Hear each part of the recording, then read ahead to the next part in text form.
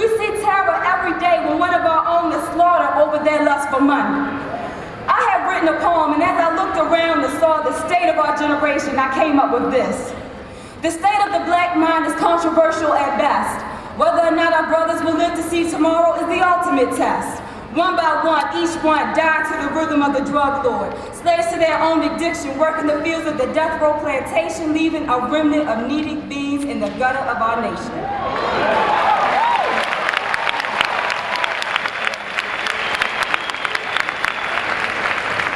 We must haunt the halls of history to see how rich and blessed we are.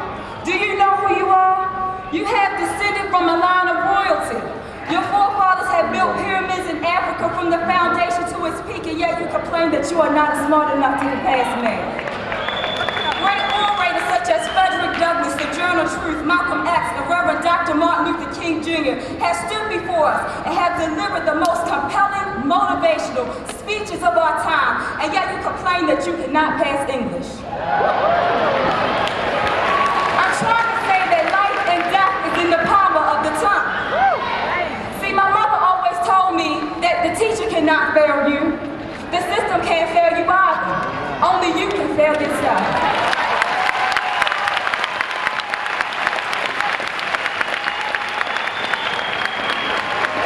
They stood for what was right. Today, we all need to resolve to stand for what is right. It is harder to ignore a mass of people who stand for what is right than when one stands alone. Today, class of 2005, it is time to make a change. The reason why our ancestors were so unique and profound was that they did not demand change solely by violence, but they understood that it took the reformation of the mind. Understand that to reform your mind is the power of wisdom.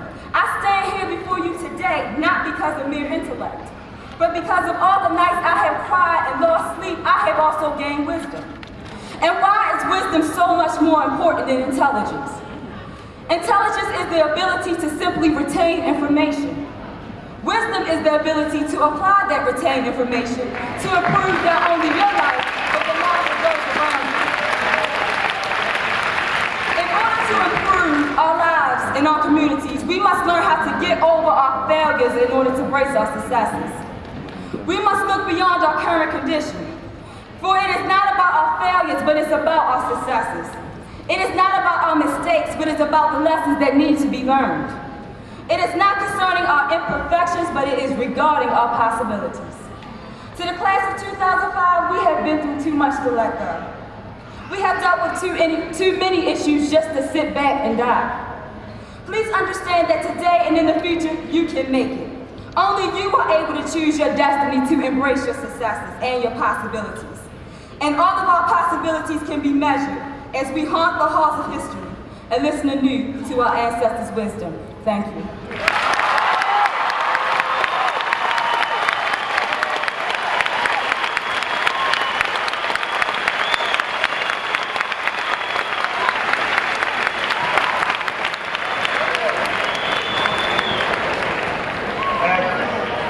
At this time, it gives me great pleasure to introduce the 2005 valedictorian, Jonathan Brooks.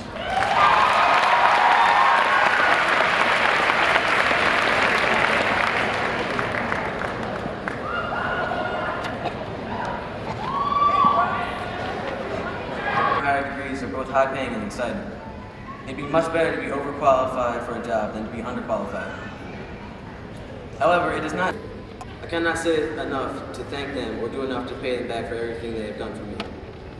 The most valuable thing I have learned was my sense of humor, carefully sculpted by Mr. Sladick and Mr. Walton. Amongst this, all my teachers have taught me respect for myself, my peers, and moreover my superiors. I must also thank my family, for without them I could do nothing. My dad, my mom, and my sister have been a terrific support group. I'm also fortunate to have a family at church. Also, all the friends I have at Milford, and of course, God. Without him, nothing is possible.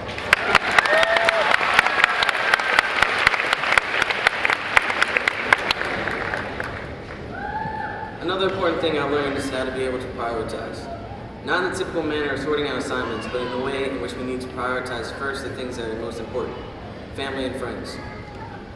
Problems and joys amongst family and friends must be paid attention to first. Once these are settled, the rest of your worries will be taken care of. Once things are sorted out with family and friends, your other duties have a way of sorting themselves out. If you help out your friends, they'll help you in return. This idea is the strongest I can leave you with. Wherever you go, you need to be able to have a support group to motivate you.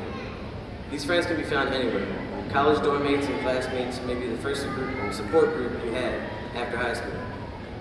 Professors and mentors can become a support group for academics, but also personal issues. Even co-workers and superiors at work may be of value to you at some time. And of course, you can always fall back on your family and friends. In life, time grabs us by the wrist and takes us wherever it wants to go. A lot of these times we don't understand why, nor do we like where we have to go or who we are leaving. However, there is a rhyme and reason for all that we do, and every path we have to take. So we must leave the ones we love, break apart from our normal routine, and go blindly into the darkness of the unknown. But trust that the Lord has a plan for us, and the turns in our life are porting us where we need to be. We do not always see our part, but we help each other much more than we will ever know. And this is the way that God wishes us to live, moving to where we need to be and always helping our neighbors. So listen to God, what God wants us to do, look for signs of where we need to go, and do not be afraid to move. For wherever you go, you will feel the power of the Lord in the place, and the people there, and always in your heart. In this speech, I cannot thank enough people. I know I forgot somebody, and I'm sorry, but I just want to let you know that anybody that came into my life has touched me in some way. I like to end in a small proverb, that when you come to the edge of all the light that you have, and prepare to step off to the edge into the darkness of the unknown, you must believe one of two things: that there will be something solid for you to stand on, or you will learn how to fly. Thank you, 2005.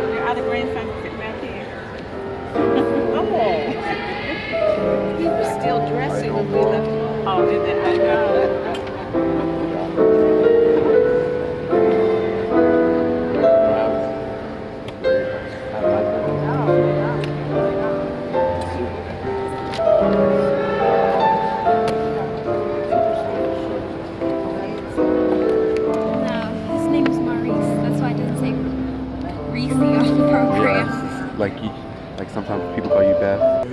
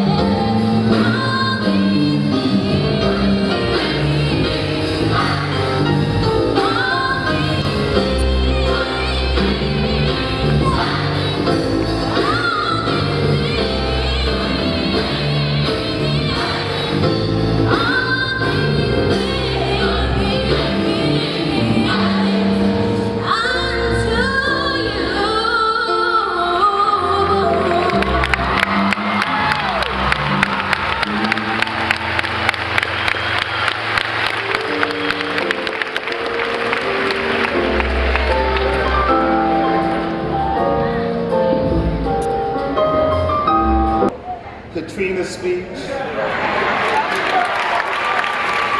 Jonathan's speech, and you have one more speech is going to be Jessica, and I know that's dynamite too. But I'm just going to take a few minutes, and just a few minutes today, because I know this is the last time that I get a chance. Achievement highlights of this class. Last week at the senior award ceremony, many seniors were recognized for their outstanding accomplishments. I would like to share with you some of the data that illustrates these accomplishments. The members of this graduating class have been awarded over $700,000 in scholarships and grants. 36 students have qualified for the Maryland Certificate of Merit. 45% of this class will be attending four-year colleges. 25% of this class will be attending two-year colleges. 20% will be attending technical schools or entering the armed forces. 10% will be joining the workforce. Now I would like to recognize the students who received awards at the senior award ceremony last week. Will the following graduates please stand and remain standing when called? Valedictorian,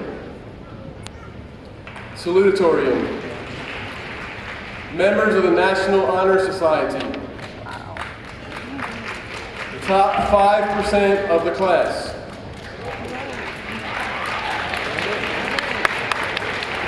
the top 10% of the class,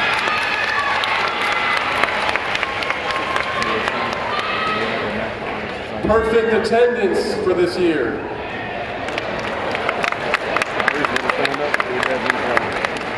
Baltimore County Honor Roll.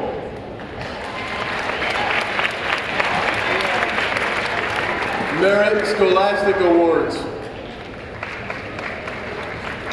Certificate of Merit recipients. Subject Area Award.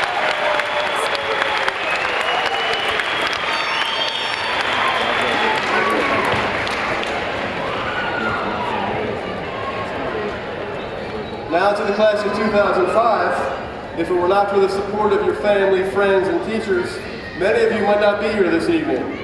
To show your appreciation for their support, please rise and give them a round of applause.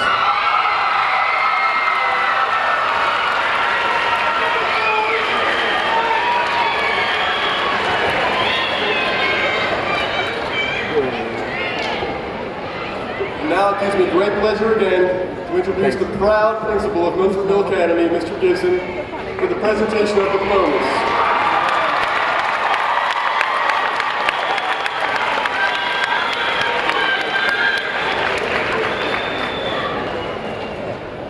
Dr. Heyman, Ms. Johnson, please come forward, please. Dr. Gary, just stand for us, please. Special guests, families, and friends, it is an honor and a pleasure to present to you the 2005 graduating class of Milford Middle Academy.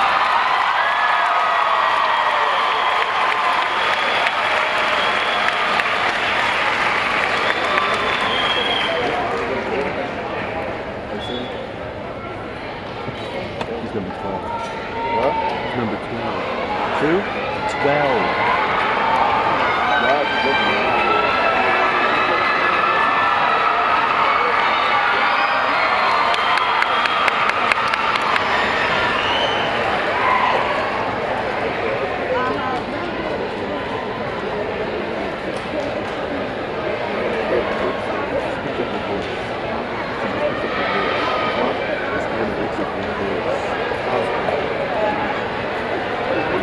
I'm not sure. I don't know before you said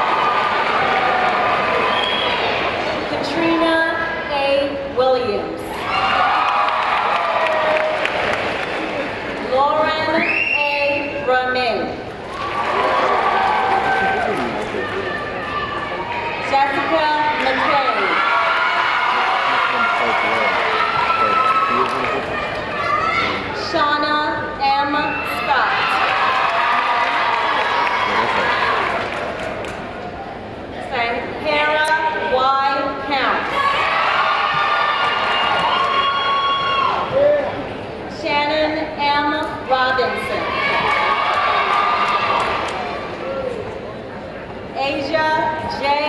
Blake. What number is it? Okay, special.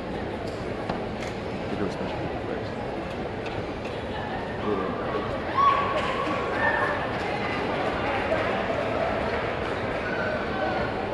Emmanuel E. Abu.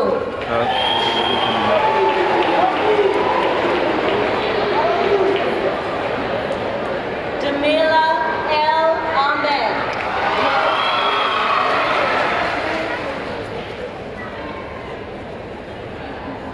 Jessica L. Ahmed. George A. Alford. Daviette L. Alston. Kenesha Alston. Antoinette T. Ambush.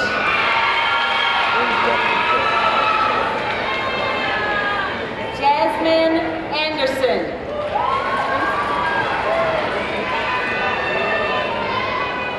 Maurice S. Ashby.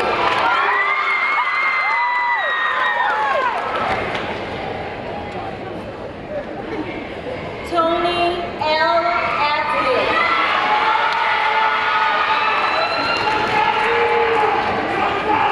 Joshua R. Bailey.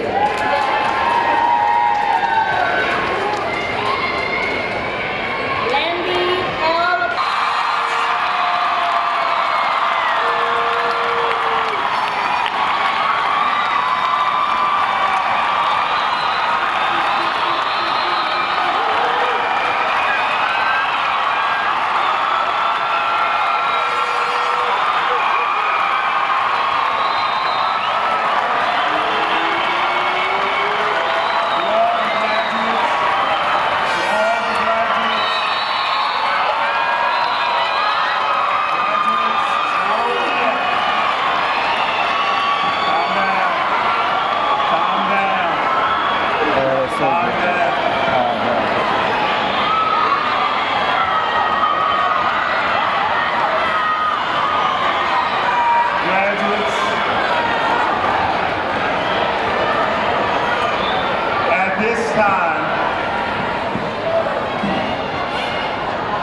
At this time, the graduating class of 2005, will you please rise?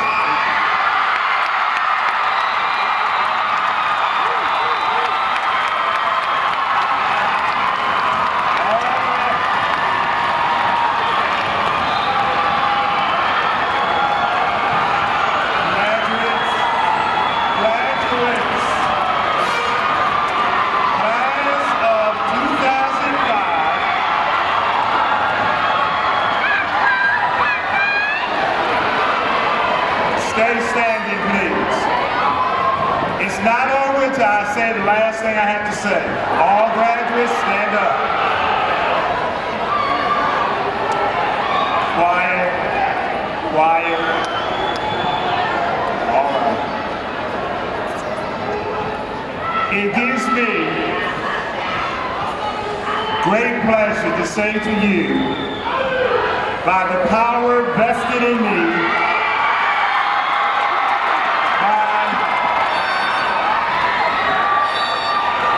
by the Maryland State Board of Education and the Baltimore County Public Schools, I now proclaim you graduates of Milford.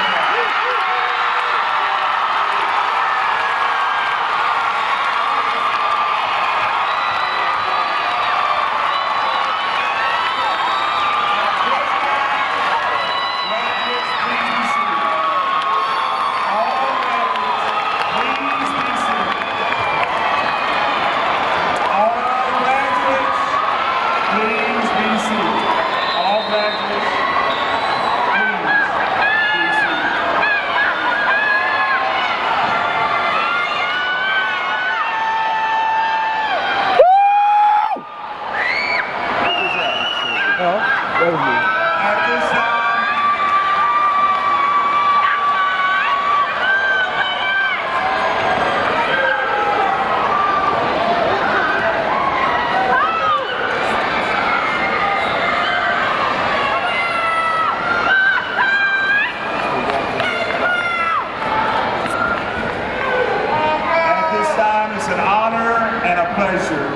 introduce the class president, Ms. Jessica McClain.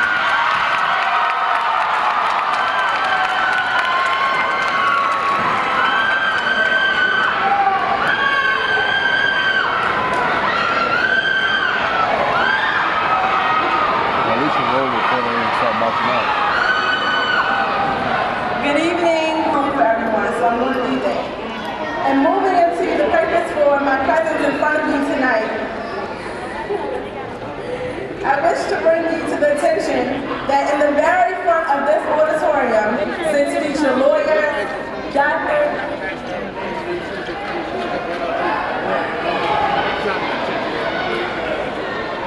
ourselves now, no one after us will. If we don't represent strong morals, values, and goal-oriented mindsets, then we can't shake our heads at the children born today. We must believe in ourselves and make way for nothing but the best, deleting negativity and pressures on today's youth. Accept nothing but above average, because we all know that in our minds, we are much more than exceptional. No one...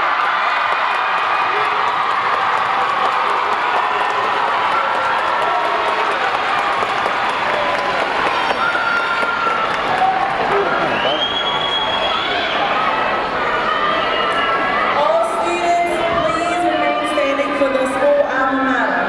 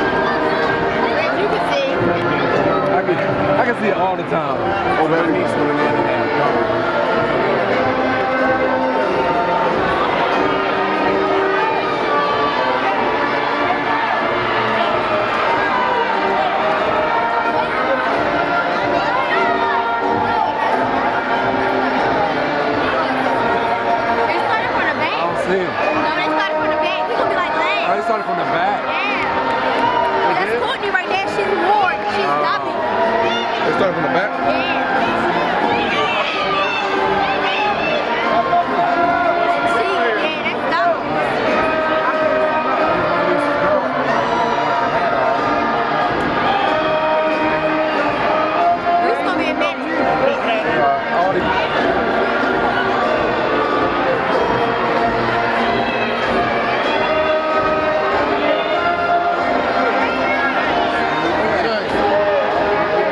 this, I'd just like to wish you congratulations and I love you, man.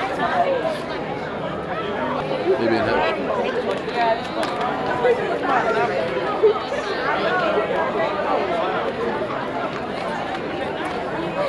This does look pretty good with me having a hip pack over the piano. It's pretty thick too. It's like swiping across it.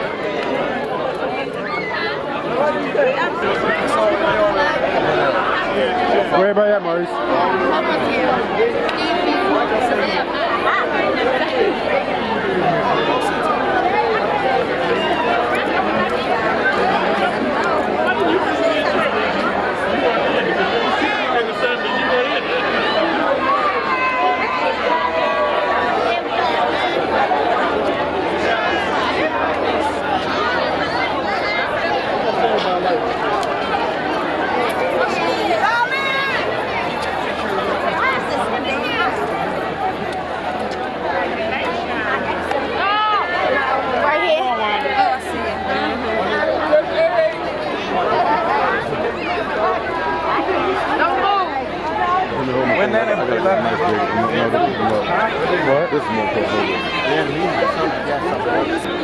Congratulations. Let me get a picture of you and Vance and Jimmy. We gotta pick them up real quick. We gotta put them on our shoulders. I'm not putting them on my shoulders. I'm not gonna. I will hit you in the heart. Let me pick you up real quick. You can do it everything. My diploma.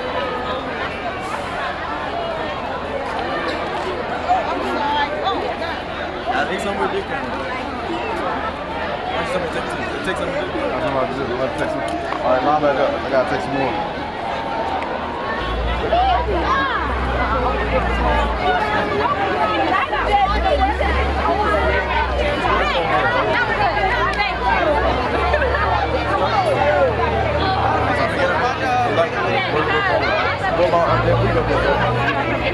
Up the street. What's wrong with y'all? Yeah, because I see it like 3 hours. Oh, that was a good picture. It's sticking up. Jamaican party. They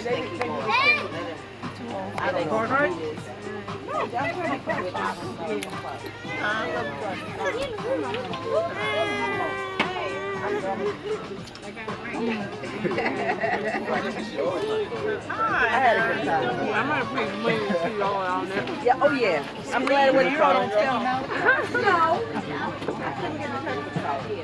Still haven't been touched. I'm gonna have to get in my car and drive around and see what the heck's going on. Where'd you put this bag in? I got cars in it. Thank you, Sierra, for spending time with us. We appreciate it. Stay the whole night. Oh, that's a Because we got to go back to Carnival. Right, we do. And then we have to come back here to give her her key back. How are we going to get in there? We could put her key under her mat. I don't take. At 28,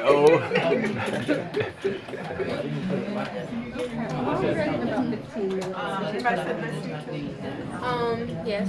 At least you don't have to drive to South Carolina. Tiffany, get up and give your arms. You can sit here. You can sit here. Chauncey, but I don't know where you went. No, hold on. Tiffany can get up. You can sit down today. It's all right. You can sit down. You better respect your elders. When somebody's not hungry, you done had that plate. You've been working on it for a minute. Oh, you got me on camera. Yeah, I got you. Are you talking to me? Yes, I'm talking to you. Yes. You want to know why? Why? I wasn't that hungry, okay? Okay. Right. Hey, boy. Got that on camera? You might want to bring it down a notch now. Yeah.